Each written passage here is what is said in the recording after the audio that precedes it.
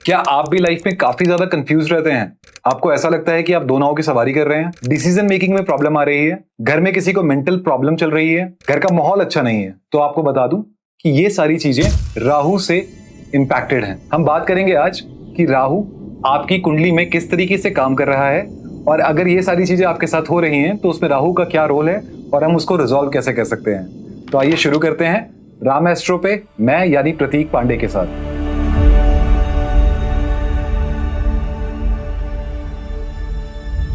अब हम जानते हैं राहु के बारे में। तो जब भी हम राहु की बात करेंगे तो केतु की बात साथ में होगी ही होगी। उसके पीछे का रीजन क्या है वो भी जानते हैं। राहु और केतु एक ही राक्षस है, जिस राक्षस का नाम स्वयंभरू था। और आप लोगों ने सबने ये एक स्टोरी सुनी होगी समुद्र मंथन की, जिसमें कि समुद्र में मंथन किया जा रहा था, एक तरफ राक्षस और एक तरफ देव। जब राक्षस और देव ने उसको वासुकी को बंधन वाला रस्सी बना के और जब खींचा तो अमृत राक्षसों की साइड चला गया। और जब अमृत राक्षसों के पास चला गया तो विष्णु जी मोहिनी का रूप लेके उनके पास गए और उनके चंचल मन को पकड़ के अमृत लेकर आ गए और उनको देवों में बांटा। लेकिन वहीं पर ही एक राक्षस था जिसने कि वो अमृत पी लिया था, जो देवों के बीच में जाके बैठ गया था। उस राक्षस का नाम था स्वयंभरू। और उस पे गुस्सा होकर विष्णु जी ने अपने सुदर्शन चक्र से बीच से काट दिया। जब मैं बोल रहा हूं बीच से, तो वो एग्जैक्टली चेस्ट से नहीं काटा था, गर्दन से काटा था। ऊपर का हिस्सा राहु, नीचे का हिस्सा केतु। आज हम बात करेंगे राहु पे। राहु किस तरीके से आपकी कुंडली में काम करता है। तो जब राहु के पास धड़ नहीं है, बॉडी नहीं है, तो आप इस चीज को समझिए कि राहु यूनिवर्स की वो सारी चीजें खा लेगा और उसके बाद भी वो डिससेटिस्फाइड फील करेगा, क्योंकि ही इज स्टिल हंग्री। उसको अभी भी भूख लगी हुई है, क्योंकि उसका पेट तो है ही नहीं। और यही चीज करता है राहु आपके साथ। राहु एक्चुअल में कोई एंटिटी नहीं है, ये एक छाया ग्रह है। ये आपकी नर्व्स को पकड़ता है और यही रीजन है कि ये आपके माइंड को डेल्यूजनल करता है। अगर इसको और अच्छे से समझना है तो आप कोई भी चश्मा लीजिए सफेद, जो कि ट्रांसपेरेंट हो, और उस पर फूंक दीजिए तो उस पर एक फॉग क्रिएट हो जाएगी। और उसके बाद आप उस चश्मे को पहन लीजिए। जैसे ही आप उस चश्मे को पहनेंगे आपको रियलाइज होगा कि आपको सामने कुछ भी क्लियर नहीं दिख रहा है। वही राहु है। राहु एक स्मोक है, राहु धुआं है जो कि आपको क्लियरिटी से दूर ले जाता है। तो जब भी राहु आपके जिस घर में बैठा हुआ है उस घर पे किस तरीके के इंप्लीकेशंस देगा, हम इस पे बात करेंगे। अगर राहु एरीज में है तो वो आपको सेल्फ डाउट पे ला सकता है। आप खुद पे डाउट करेंगे, आप खुद की कैपेबिलिटीज पे डाउट करेंगे। लेकिन जब हम बात कर रहे हैं राहु के नेगेटिव ट्रेट्स की, तो क्या राहु के कुछ पॉजिटिव ट्रेट्स भी होते हैं? बिल्कुल होते हैं। राहु बहुत ही इंटेलिजेंट प्लैनेट है। आप सोचिए कि राहु इतना इंटेलिजेंट है कि वो अमृत पीने के लिए देवों के साथ बैठ गया और उसने वो अमृत पी लिया। लेकिन उसका जो बेसिक नेचर है वो चोर का है। जो उसका जो बेसिक इंटेलिजेंस जो उसकी काम कर रही है वो खुद के फेवर में काम नहीं कर रही है। तो नो मैटर कि आपका राहु कितना अच्छा प्लेस्ड है, वो कहीं ना कहीं अपने दुष्कर्म दिखाएगा। इसीलिए आज हम नेगेटिव ट्रेट्स राहु के बात कर रहे हैं, जिससे कि लोग परेशान होते हैं। हम किसी और वीडियो में इसके पॉजिटिव ट्रेट्स पे भी बात कर सकते हैं। सबसे पहले एरीज यानी कि मेष राशि। अगर मेष राशि में आपका राहु है तो वो क्या करेगा? मेष राशि में राहु आपको सेल्फ डाउट पे लेकर आएगा। मेष राशि में आप अपने कैरेक्टर, अपनी एबिलिटी, अपने परफॉर्मेंस पे डाउट करेंगे। कोई चीज बहुत अच्छी डिलीवर करने के बाद, वाहवाही मिलने के बाद भी आप सेटिस्फाइड नहीं होंगे। अगर यही राहु वृषभ यानी कि टॉरस में बैठा है तो ये आपको डिससेटिस्फैक्शन देगा अपनी फैमिली वेल्थ को लेके, अपने कुटुंब को लेके, अपनी फैमिली को लेके। ये जो डिससेटिस्फैक्शन है ये कहां से आ रहा है? ये डिससेटिस्फैक्शन आ रहा है आपके सेकंड हाउस यानी कि टॉरस से। टॉरस कुटुंब का हाउस है और यहाँ पे जो भी आपने फैमिली वेल्थ आपकी इकट्ठा हुई है, आप उससे सेटिस्फाइड नहीं है, आप इसको बढ़ाना चाहते हैं, आप इसको बहुत ज्यादा लेकर जाना चाहते हैं। इसका एक मैं एग्जांपल अगर आपको देना चाहूं तो मैं देता हूं कि मानिए कि कोई बिलियनियर का बेटा है, लेकिन वो अपनी फैमिली वेल्थ से डिससेटिस्फाइड है। बहुत ऑकवर्ड लग रहा है आपको, लेकिन ये उनकी रियल सिचुएशन है। ये करता है टॉरस का राहु। अब हम बात करते हैं जेमिनी का राहु। ये जेमिनी का राहु क्या करेगा? ये जेमिनी का राहु एनालिटिकल स्किल्स पे आपके कंट्रोल लूज करवाएगा। ये आपसे भाषाएं गलत बुलवाएगा। आपकी कमांड्स हो सकती है, maybe you are multilingual, जो कि 5-6 भाषाएं बोलता है, लेकिन उन 5-6 भाषाओं में आपने सीखा क्या? वहां के अपशब्द, वहां की गालियां। आप देखोगे कि लोग हैं जिनको कि 5-6 भाषाओं में गालियां देनी आती हैं, तो वो लोग उसकी चंचलता सीखेंगे। उसके बाद ये कितने भी अच्छे आर्टिकुलेटर हों, ये उससे कभी भी कंटेंट फील नहीं करेंगे। हालांकि राहु का ये जो ट्रेट है कलयुग में काफी ज्यादा फेवरेबल है, because it gives you the power कि जहां पे आप और अचीव करना चाहते हैं। बट अति सर्वत्र वर्जते। किसी भी चीज को हम बहुत ज्यादा करेंगे तो वो अच्छा नहीं है। राहु जिस भी प्लैनेट के साथ बैठता है उस प्लैनेट की पावर को बढ़ा देता है। इन द सेम कॉन्टेक्स्ट, अगर आपके चार्ट में कोई प्लैनेट बहुत ही अच्छे फल दे रहा है, राहु उसके साथ है, तो राहु उसके पावर को बढ़ा रहा है, लेकिन वहीं अगर कोई प्लैनेट आपके चार्ट में वीक है तो वो उसकी वीकनेस को भी बढ़ा रहा है, साथ ही साथ उसे एफ्लिक्ट भी कर रहा है। इसी तरीके से जेमिनी में analytical skills, speech, articulation, even though मैं बोलूंगा कि इनका सेंस ऑफ ह्यूमर बहुत स्ट्रांग होगा, but that sense of humour will go on a negative side. They will do vulgar jokes rather than being a sophisticated person. अब हम बात करेंगे ये राहु अगर कैंसर में है, कैंसर यानी कर्क। अगर कर्क राशि का राहु है तो ये क्या करेगा? कर्क राशि का नंबर होता है 4, जो कि काल पुरुष कुंडली में चौथे नंबर पे आता है। तो ये चौथा भाव माँ का, घर का, घर मतलब जिस घर पे मैं अपने माँ बाप के साथ रह रहा हूं, और उससे भी बड़ी बात कर्क राशि माँ की राशि है। तो ऐसे लोग माता जी को लेके थोड़े से डिससेटिस्फाइड हो सकते हैं। अक्सर मैंने देखा है कि ये Rahu till the age of 32-34 बहुत परेशान करता है। 4th हाउस में अपनी माता जी की बात नहीं समझना, अपना माता जी को नहीं समझना। After 32, 35, 36 this Rahu gets mature और ये अच्छे रिजल्ट देना शुरू कर देता है या लोगों को समझना शुरू कर देता है, but the impact will be there on a greater level और ऑन द लेसर लेवल। ये पूरा चार्ट देखने के बाद पता चलेगा। लेकिन ये आपके माता जी से डिफरेंसेस लेकर आता है, साथ ही साथ ये आपको प्रॉपर्टी में डिस्प्यूट भी दिलवा सकता है।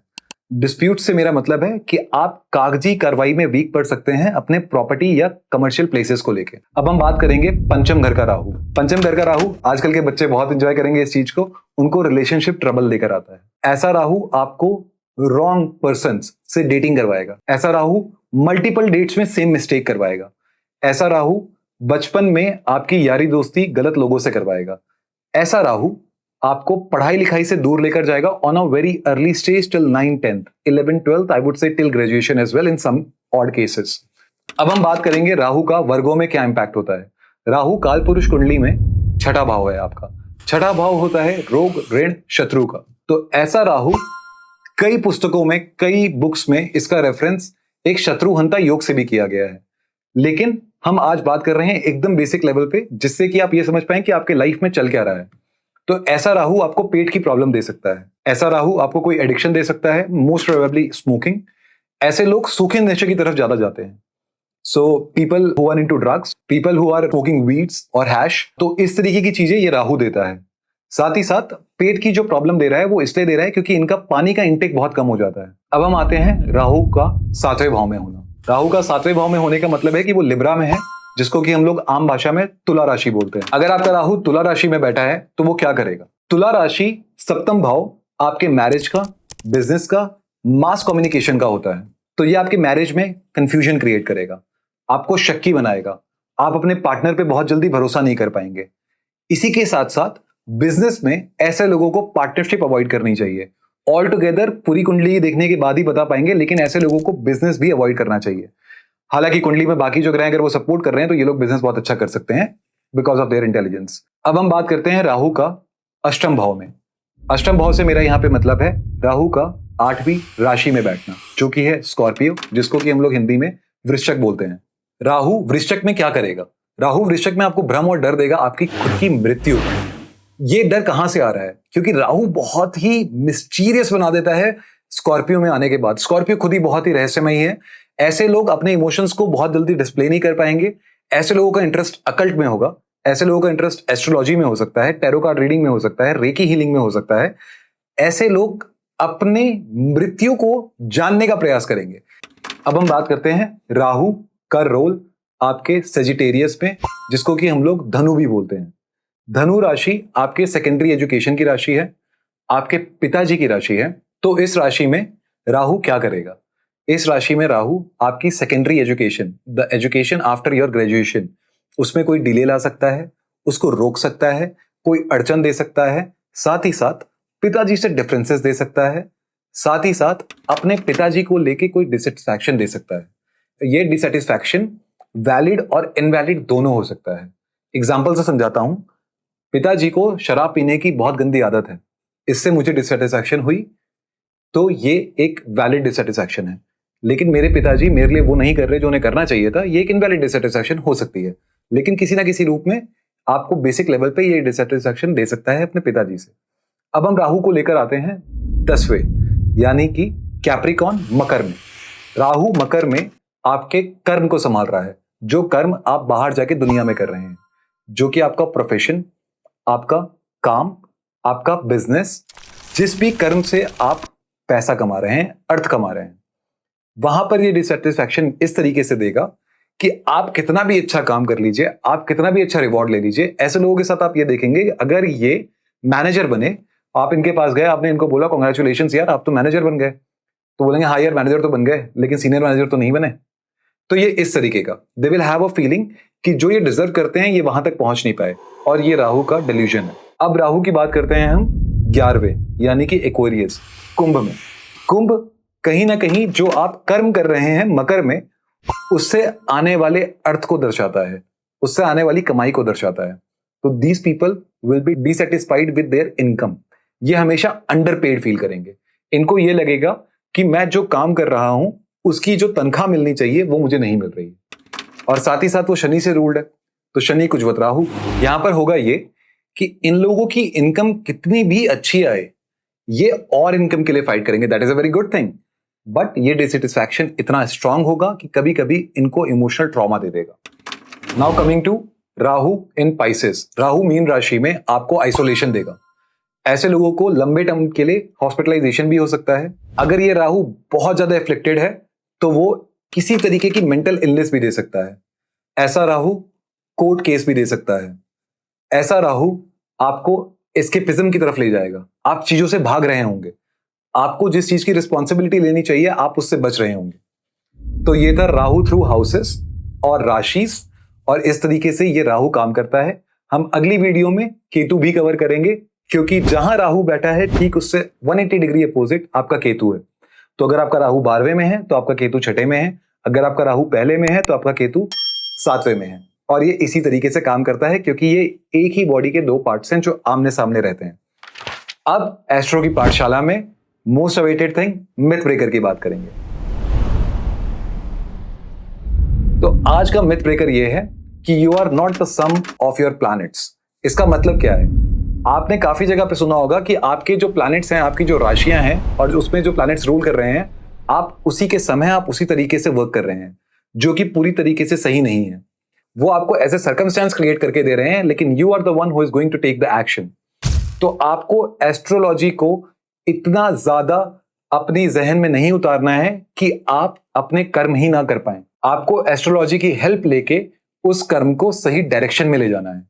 इस मिथ में मत फंसिएगा कि ये सब कुछ डेस्टाइन्ड है, ये प्लैनेट ने बोला है इसीलिए हो रहा है। There are some cases but those are very few. तो आपके पास आपकी लाइफ का 80% कमांड है, जिससे कि आप खुद को ड्राइव कर सकते हैं। तो आप इस किसी भी तरीके के मिथ में मत फंसिएगा। अगर ऐसा कहीं पे भी आपको सुनने को मिले तो आपको उठना है, वहां से निकलना है और बोलना है जय श्री राम।